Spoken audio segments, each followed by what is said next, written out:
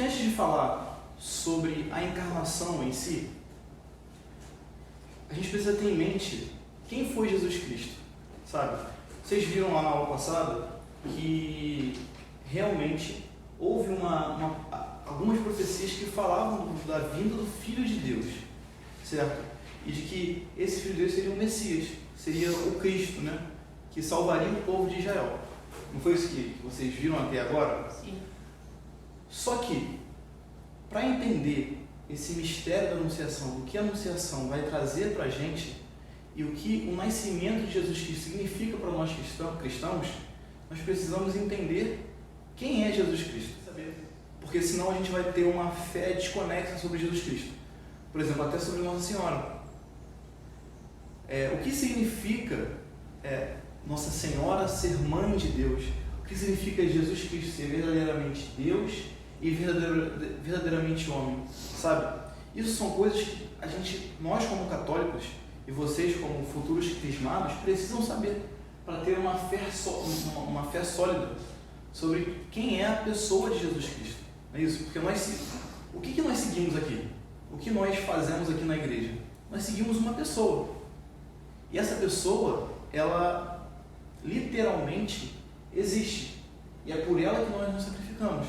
Ou seja, se nós não entendemos quem é essa pessoa e foi essa missão e ainda é a missão dessa pessoa para a gente, então a nossa fé fica um pouco desconexa. 1 João 4,9 vai dizer que Jesus Cristo é o Filho de Deus que é Deus. Por que necessariamente o Filho de Deus ele tem que ser Deus? Eu gosto de fazer uma comparação que a partir do absurdo. Se eu pego uma manga, falo assim, esta manga é minha filha. É um absurdo. Por que essa manga não pode, uma manga não pode ser minha filha? Porque ela não tem a mesma natureza que minha. Por exemplo, Helena é filha de quem? André. A sua natureza é a mesma da natureza da sua mãe. Então você pode se dizer filha da sua mãe, certo? Não é um absurdo para mim. Então, quando Cristo vem ao mundo e se diz filho de Deus, ou seja, o verbo encarnado, os judeus se escandalizam. Porque, caramba, se ele é filho de Deus, também ele é Deus, porque ele tem a mesma natureza de Deus. Vocês conseguem compreender isso? Então, o primeiro fundamento, a primeira coisa que a gente tem que ter em mente quando pensamos em Jesus Cristo é que ele é Deus. Entende? E ele vem ao mundo para cumprir algumas coisas. E quais são as coisas que Cristo vem cumprir? Primeiro, para ser um modelo de santidade para a gente, para nos mostrar o caminho a ser seguido como seres humanos. Lá no início, vocês viram lá que Adão e Eva eles pecaram, eles decaíram, e o ser humano por si só ele não conseguia restabelecer essa graça original que eles tinham no começo. Entende? Por si só. Então, por isso vieram as leis, vieram os profetas, os juízes, para balizar o povo de Israel. Mas eles continuavam sem ter aquela ligação perfeita com Deus, certo? Então Cristo ele vem para ser um modelo de santidade e para nos salvar, para ser a nossa salvação, para ser esse Deus que se faz homem e nos salva. Entende? Então, quando nós pensamos em Cristo, nós precisamos pensar nesse Deus, certo? Que se faz homem, se encarna, em carne e osso, e realmente é um modelo de santidade. Pois esta é a razão pela qual o Verbo se fez homem, e o Filho de Deus, Filho do homem, é para que o homem, entrando em comunhão com o Verbo e recebendo assim a filiação divina, se torne o Filho de Deus. Na verdade, não é a segunda carta de Pedro que diz isso, é Santo Irineu. Então, olha que extraordinário. Jesus Cristo, Deus, se faz homem para nos fazer, para criar entre nós e Deus uma filiação. Ou seja, agora, Deus, ele não é mais um Deus distante. é um Deus que se faz homem. Deixou de ser aquele absurdo. Exatamente, deixou de ser aquele absurdo, ou seja, para o homem é possível ter uma filiação através de Jesus Cristo com Deus, ou seja, uma semelhança com Deus. Então, ele se faz homem para que nós possamos ser filhos de Deus também, através dele. Entende? Então, isso é muito profundo, a gente pode ficar muitas horas falando sobre isso, mas nós católicos temos que ter isso em mente, que o Filho de Deus se faz homem para que nós também tenhamos uma filiação com Deus através dele. Entende? E ele que nos salva. É por isso que Cristo é que nos salva. Porque quando ele assume essa humanidade, ele nos faz filhos de Deus através dele.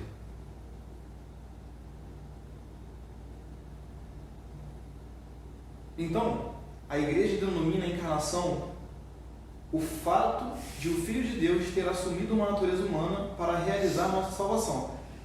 E isso é um sinal que distingue a fé cristã de todas as outras.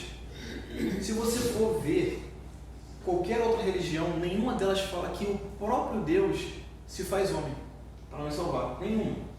Jesus Cristo é verdadeiramente Deus e verdadeiramente homem.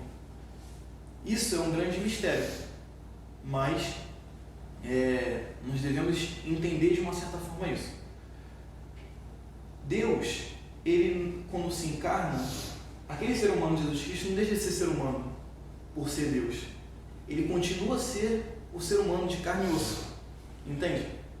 Só que esse ser humano verdadeiro, ele participa de uma das pessoas da Trindade, ou seja, Pai, Filho e Espírito Santo. O Filho, ele se encarna, ele é verdadeiramente homem.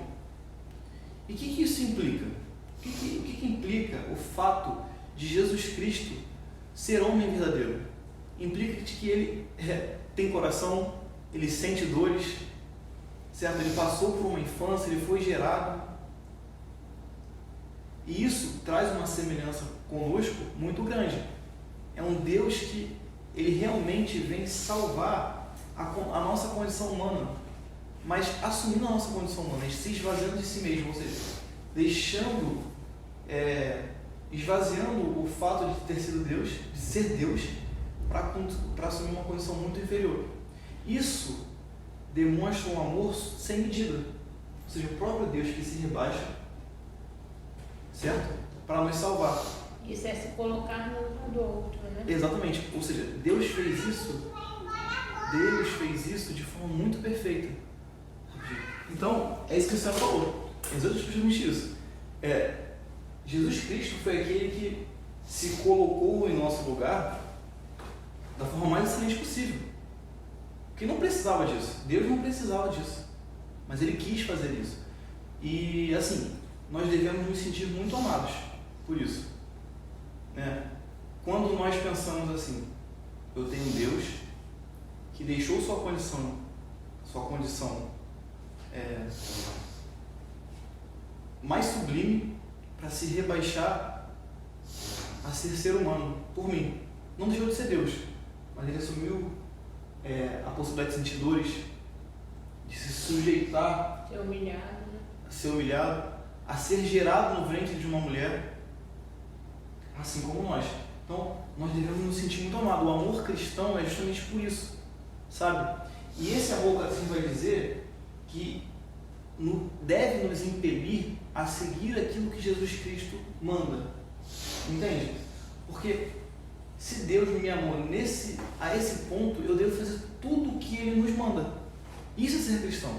É seguir esse ensinamento por esse motivo. Porque Deus nos amou além de tudo. E não outra coisa. Se é esse amor que nos baliza, nós estamos no caminho certo. Agora, se for por outro motivo, se a gente procura um Cristo que vai nos afastar de nossas dores, ou um Cristo que vai de uma certa forma, nos fazer transcender e esquecer desse mundo, isso não vai existir. Nós temos um Cristo que assume a nossa condição para nos ensinar a viver. Entende? Isso é importante. Agora, o que isso tem a ver com a anunciação e com o nascimento, que é o tema de hoje? Se a gente não entender isso, a gente não vai entender efetivamente qual é o significado do anúncio do anjo a Maria e do nascimento de Jesus Cristo.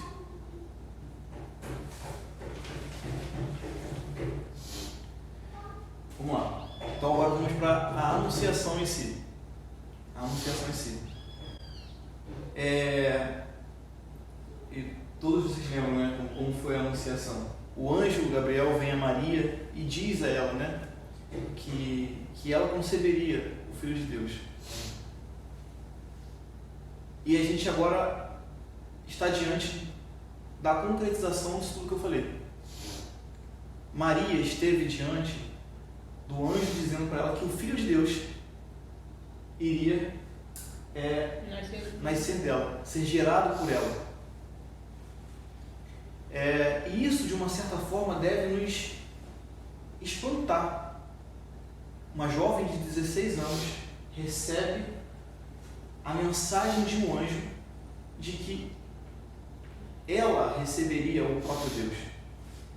Entende? E por isso essa nossa devoção tão grande por Nossa Senhora.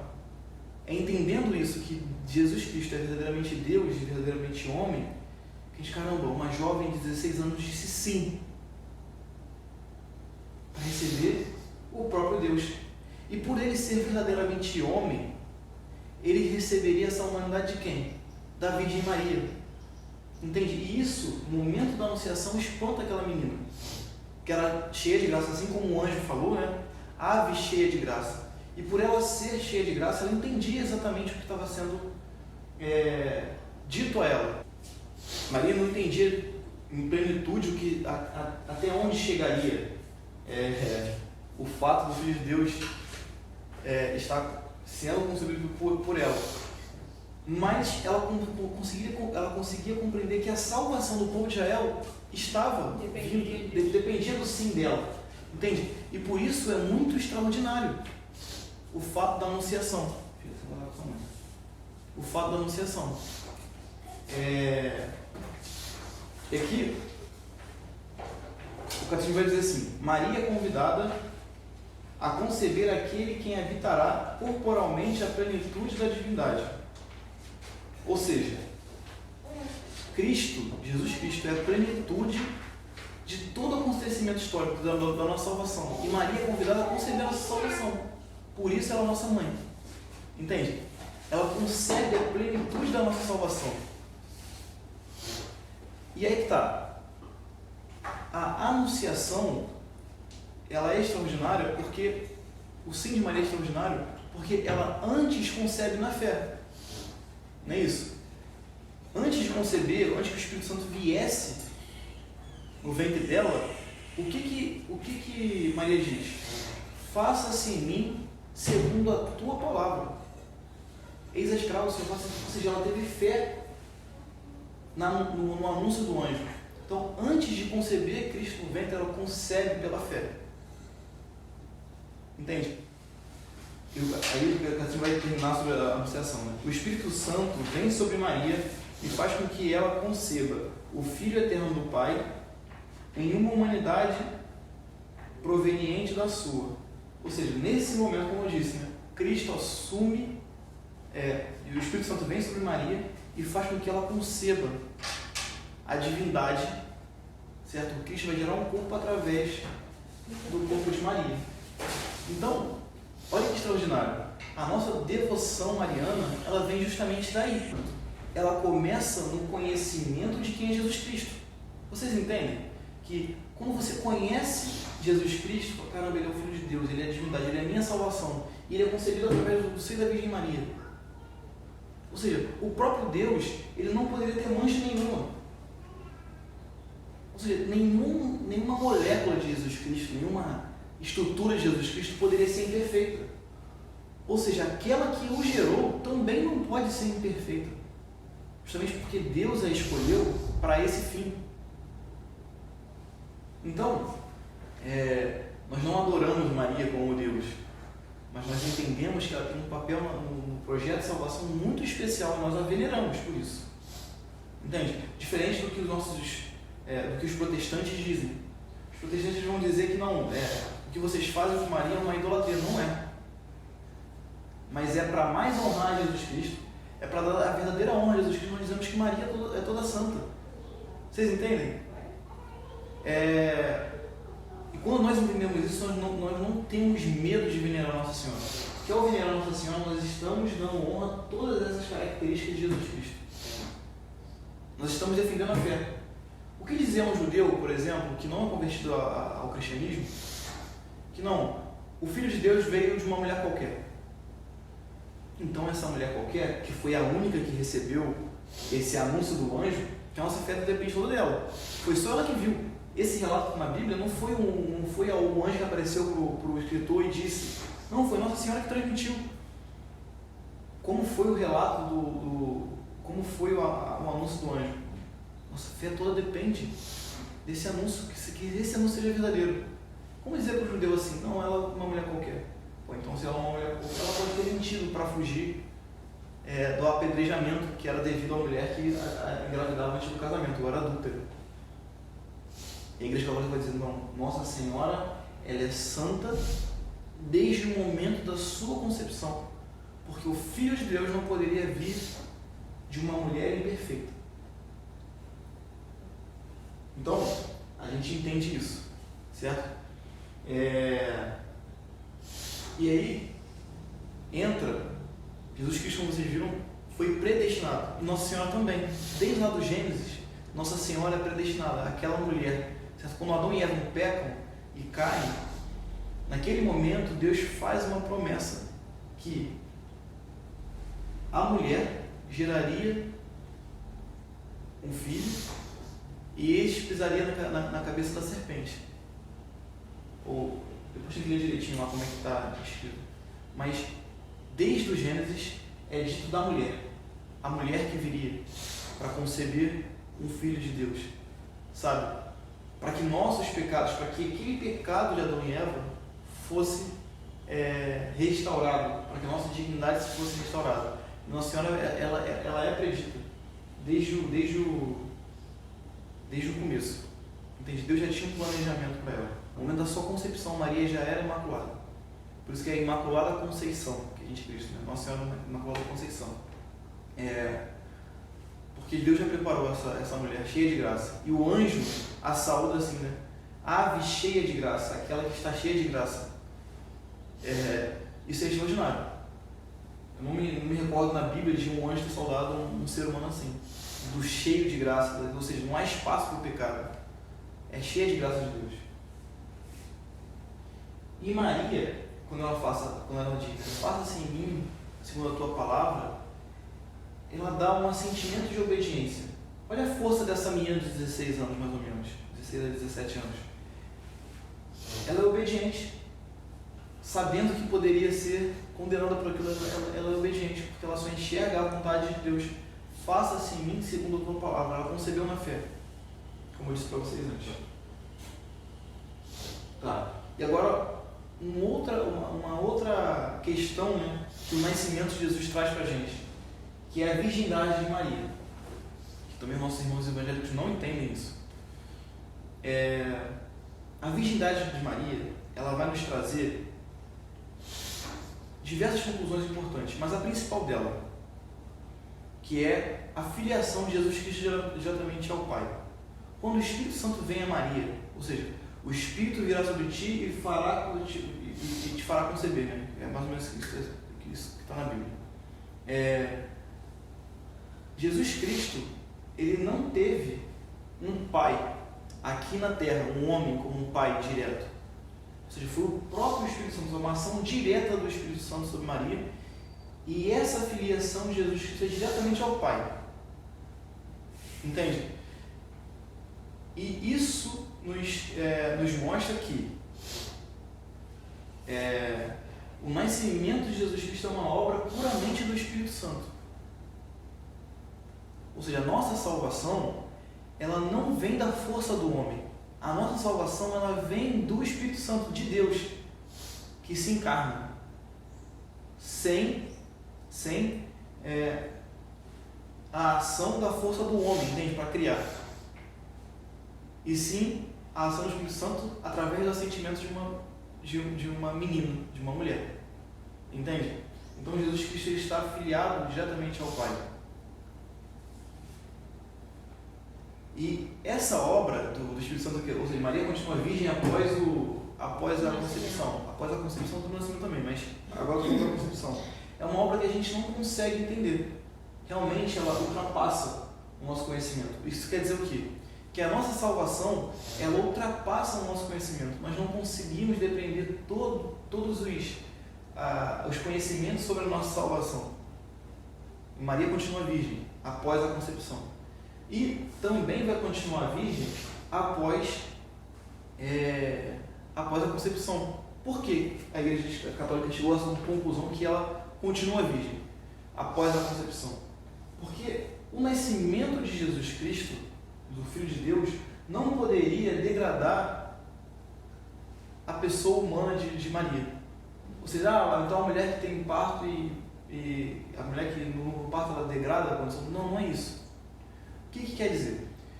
Quando Adão e Eva pecam, qual foi uma das consequências? Sentir a dor do parto, né? A mulher sentir a dor, o homem terá que trabalhar. Ou seja, há uma degradação da pessoa através daquele pecado. Mas o nascimento do Salvador não poderia causar esse dano a Nossa Senhora. Então a igreja vai acreditar, não, Maria, ela, de uma forma milagrosa, certo? Extraordinária, ela permanece virgem, certo? Após o parto.